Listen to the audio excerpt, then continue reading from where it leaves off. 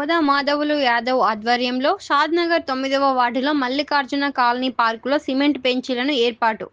షాద్‌నగర్ పట్టణంలోని 9వ ward Congress party in charge Goda మాధవులు Yadav Mallikarjuna colony పార్కులో senior citizens కోరిక మేరకు సీనియర్ సిటిజన్స్‌కు కూర్చోవడానికి ఇబ్బంది కలగకుండా పార్కులో సిమెంట్ బెంచీలను ఏర్పాటు చేయడం జరిగింది.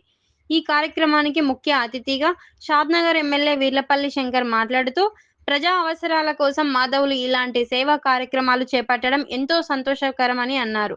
తదనంతరం ఎమ్మెల్యే వార్డు ప్రజలతో సమస్యలపై ముఖాముఖి మాట్లాడుతూ సమస్యలను అడిగి తెలుసుకున్నారు. ఈ సందర్భంగా కాలనీ వాసులు అడిగిన పలు సమస్యలను త్వరలోనే నెరవేర్చి వార్డు అభివృద్ధికి సహకారం అందిస్తానని పేర్కొన్నారు. ఈ సందర్భంగా ఎమ్మెల్యే వీర్లపల్లి శంకర్ కాలనీలోని పలువురు వయోవృద్ధులను శాలువాతో సత్కరించడం జరిగింది. సిమెంట్ బెంచీలను ఉచితంగా అందించిన మాధవులు యాదవ్‌ను అభినందించారు. మరిన్ని సేవా కార్యక్రమాలు చేపట్టి వార్డు ప్రజలకు అందుబాటులో ఉండాలని, అదేవిధంగా వార్డు ప్రజలు కూడా మాధవులకు అన్ని విధాలుగా సహకారం అందించాలని కోరారు.